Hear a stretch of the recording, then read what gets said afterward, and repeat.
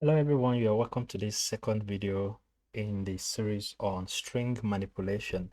In this particular session, I have already created an empty file called string2.py and I've decorated with some of the tasks that we will be performing just as a way of guiding our thoughts so that we don't get derailed in any way.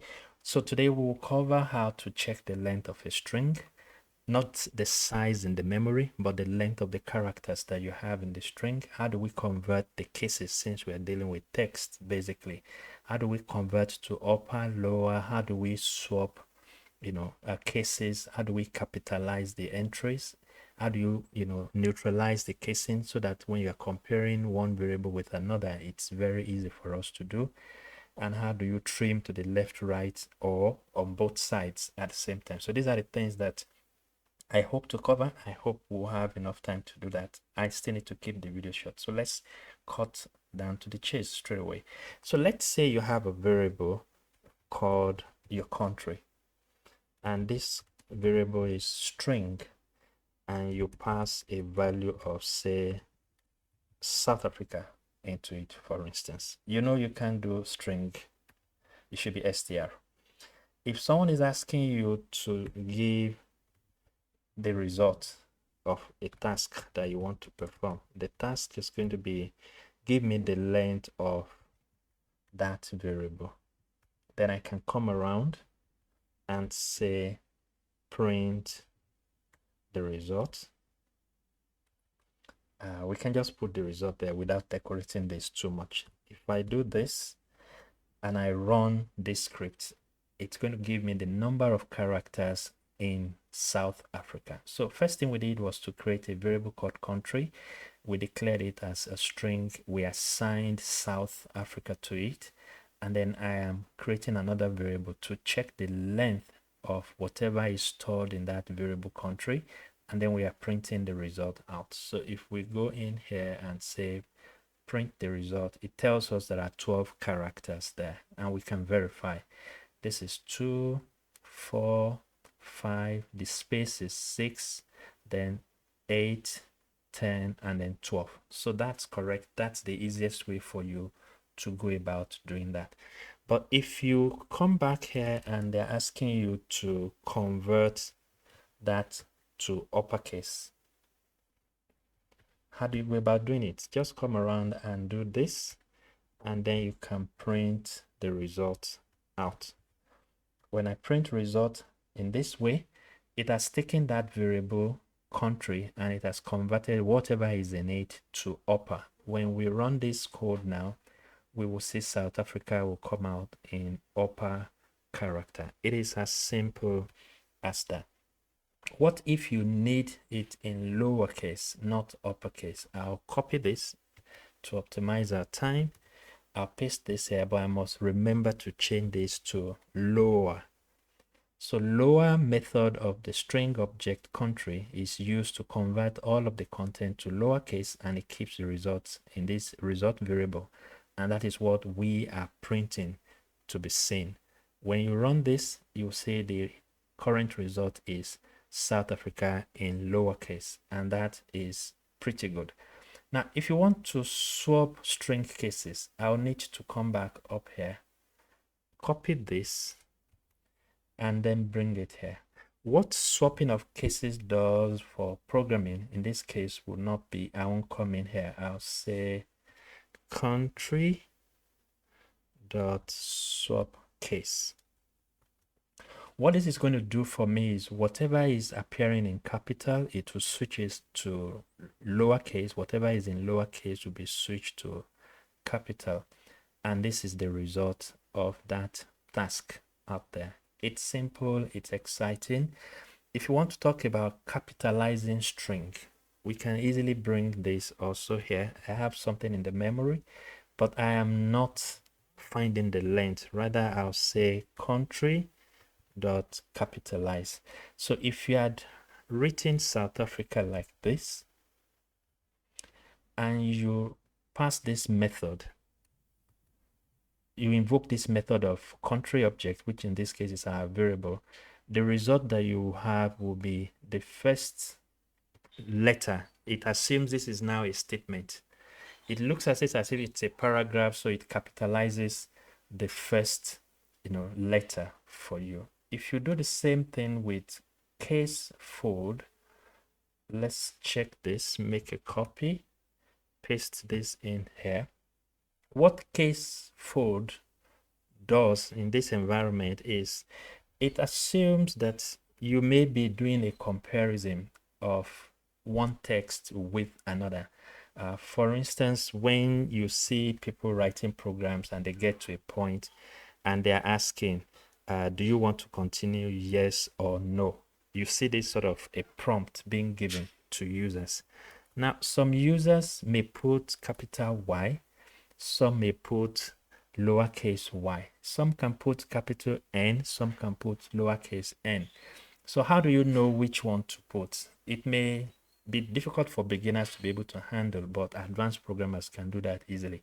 So what they often do is, whichever case you type, we would capture it and convert it to lowercase, and we will compare it to something which is already decided in lowercase.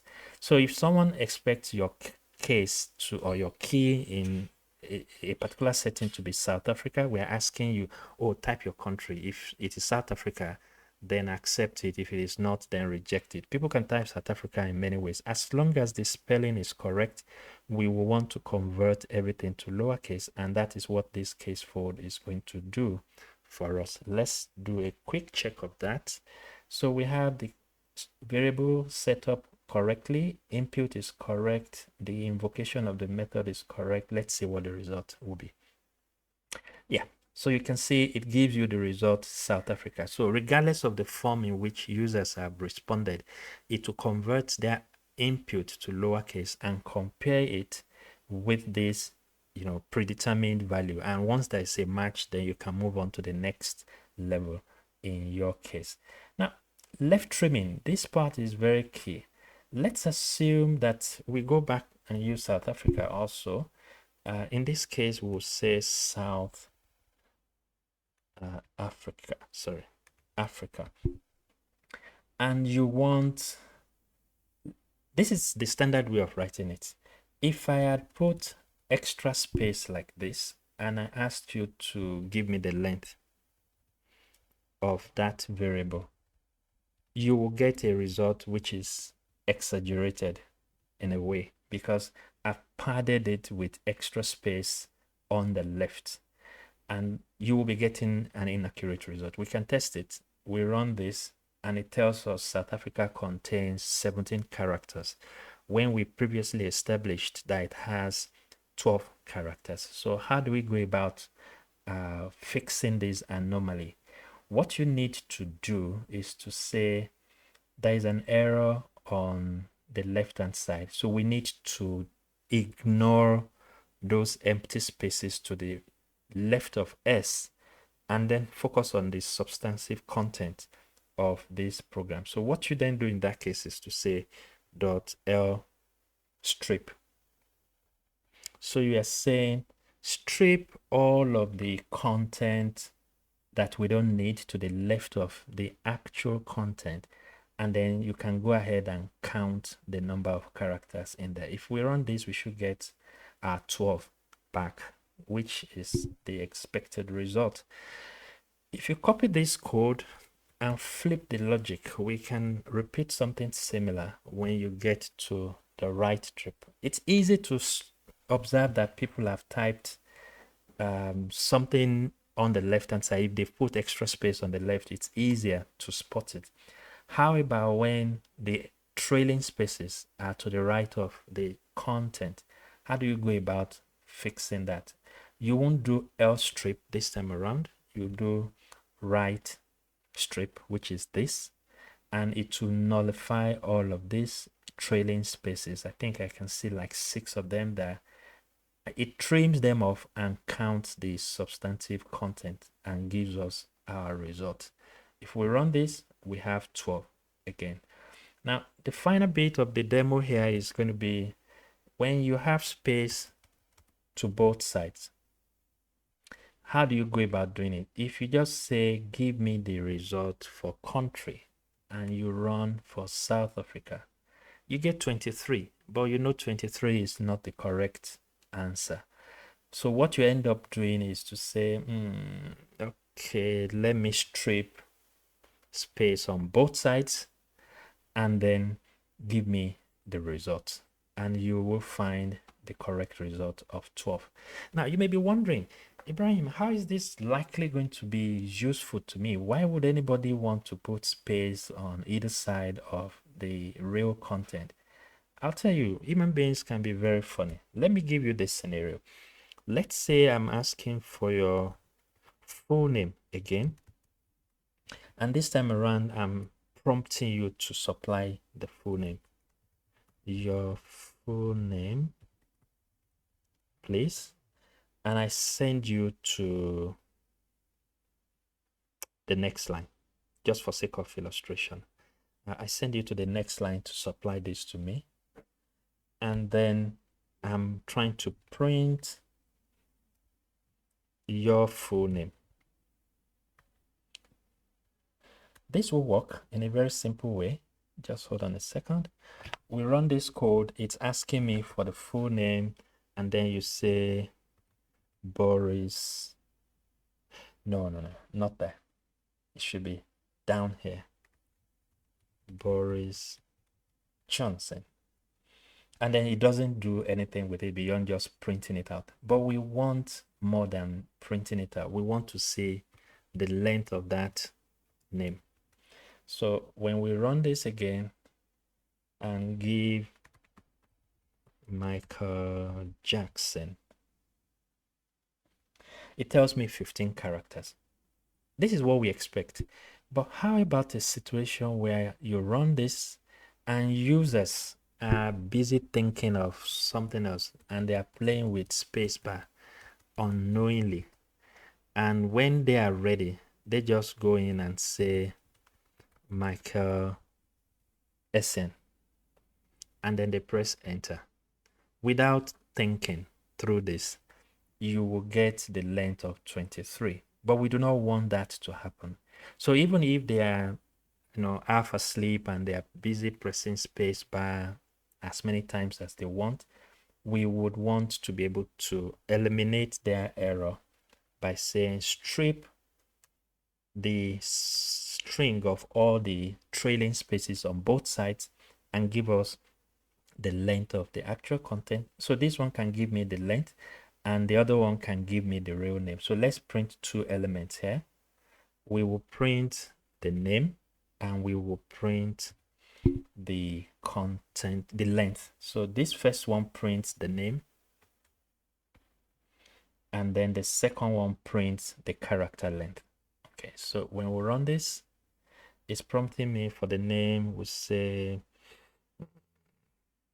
I play around with space and eventually I say Usain Bolt.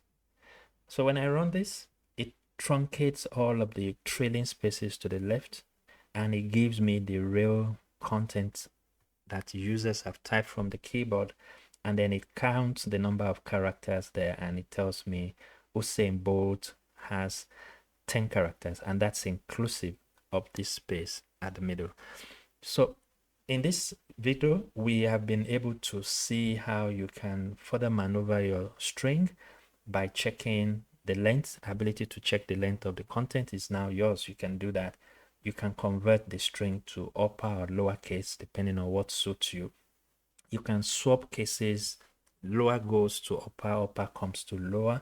You can capitalize the first letter in a paragraph, and you can do case fold in which you convert everything to lowercase. You can trim to the left if you have trailing spaces on that side. You can trim to the right if you have trailing spaces to the right. And you can trim both ways by using strip method of the string object. And you had the option of demonstrating this using a more interactive way. This is going to help you a lot in your journey towards becoming a more experienced programmer, and I wish you the very best in playing around with this. I look forward to seeing you in the next video. Click like on the channel and then tell your friends who may be interested in learning along with you to come on to the channel and learn with us. Bye for now. I see you in the next video.